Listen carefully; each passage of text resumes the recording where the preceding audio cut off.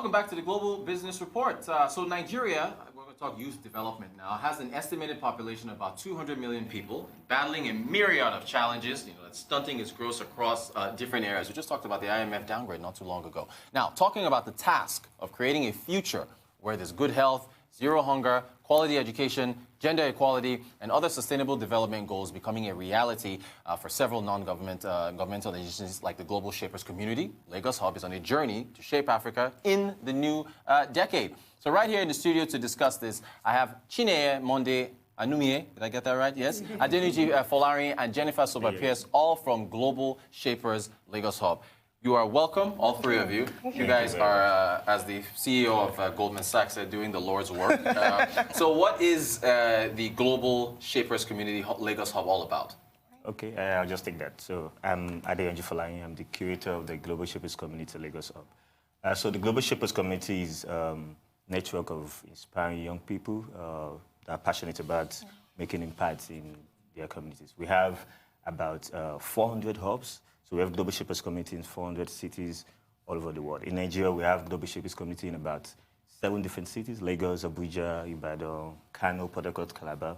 Okay. Yeah, so, young people from diverse fields of life, career, entrepreneurs, coming together with a passion they have, making impact. So we carry on several initiatives to address, pertinent issues that we find in our communities. Okay. So, for example, one of the initiative that we just launched last week is called Digitrate. So the project was initiated to address the issue of the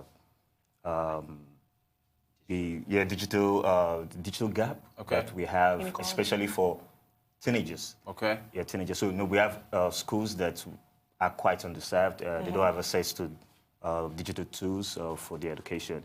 And we feel this is one need that we need to address. So in partnership with HP Nigeria, we refurbished the libraries of 2 schools in Ajegule, provided laptops from them by our partner HP, and we're offering 8 weeks of digital training. So we're going to be teaching them basic digital skills like use of Microsoft Office, Microsoft Word skills, and the likes, and the use of internet for their assignments and the like. Good stuff. I'm glad you've explained, because when I heard Shape Africa, I thought it was a fitness initiative. No. All right, so we'll talk about Shape Africa. Okay, great. Right. Shape Africa 2020 is going to be hosted by Lagos Hub in May.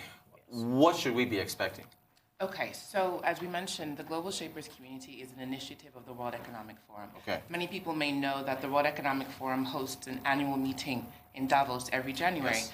I was at the annual meeting in this past January, where essentially you have stakeholders from various sectors, industries, academia, business, government, disruptors, technology experts, agropreneurs from all over the world convening in one location where they're discussing the challenges, global challenges, and also the sessions that are basically centered on building solutions to those challenges.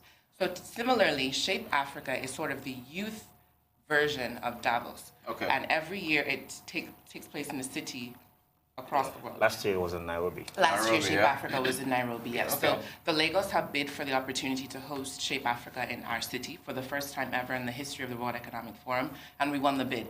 Oh, great. Good stuff. Good stuff. Similarly, we're going to have 200 global shapers, 200, 250. I think we're going to have a record number of attendees. Welcoming them to Lagos for the first time. We're going to give them an experience of a lifetime, a truly authentic African experience. And we're going to have representatives from all over Africa and also beyond Africa. We're going to have Europeans, Caribbeans, different people from all over the world convening in Lagos to discuss what are the pressing issues in our African context, and let's share in our respective contexts, and can we scale that, or can we replicate that in our cities? So we're really excited about Shape Africa, which will take place from the 29th to the 31st of May, 2020. Okay, fantastic. Now I want to ask you about engaging policy holders, right? The policy makers, because a lot has to happen, maybe relationship between you two. Can you tell me what your initiative is going to be doing about that as far as engaging them? So even beyond Shape Africa 2020, usually we try to engage the multi-stakeholder aspect of what it means to do community work, right? So we work with policyholders, for example, working with the Ministry of Environment to do activations that kind of allows young people to understand the essence of climate reality, right? A call to climate action. Also engaging people in the private sector, public servants to understand that this approach that we're trying to do is not just the youth, but you know, leveraging the relationships we have with lawmakers that want to make a difference. Okay. So engaging policymakers will be in different aspects and through different routes. So by working with grassroots local government stakeholders, working with the ministries, working with commissioners. And also with Shape Africa 2020, we're going to be engaging a lot of lawmakers, right? Hoping to have the governor, right? Engaging him on that level to see where his focus is, turning Lagos into an urban city, trying to encourage Lagosians to really add on their own aspects to community development and change.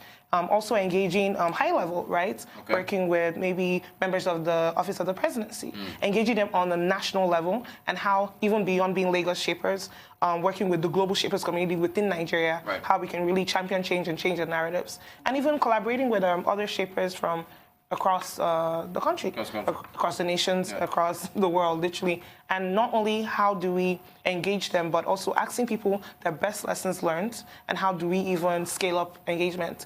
If we want to maybe ask people from Papua New Guinea or the Melbourne hub, how do you engage with lawmakers? Do you guys go to the assembly? Do you guys work with the national secretariats? So really just understanding the essence of policy and knowing that they are the ones driving the narrative, and then we're the ones engaging literally on the local level. Fantastic. All right, cool. So we talked about policy. We've got about a couple of minutes left. Right. Citizen engagement. The people. We've talked about policyholders. What about that? So how important is it for citizens to get involved? And what are you guys doing to get them involved? Literally, grassroots is literally the drive for change. People don't understand this, but I always say the highest level in the land is the office of the citizen. And the reason why we really champion on this is because engagement on the grassroots is really key to drive any narrative. Let me add to that also. We've got a minute left, so actually, quick last words from the three of you. Let me start with you. Okay, so I just wanted to say the projects we do also are like a test case to drive the policy that we actually want to push for. So, I mean, that's one approach we also use. Yeah. I know. Last words from you? I'd just like to emphasize that representation is extremely important. You cannot have decisions being made that are going to affect young people, which is more than half of the population in our country, and even in our continent, without having youth representation. So we are emphasizing that youth engagement, having a seat at the table where decisions are being made is incredibly important. Young people are central to policy making. My thanks to CHINENYE, MONDE, ANUMIHE, ADEYANJU, FOLARIN, and Jennifer SOBA, PEARSE from Global Shapers. Thank you for having us.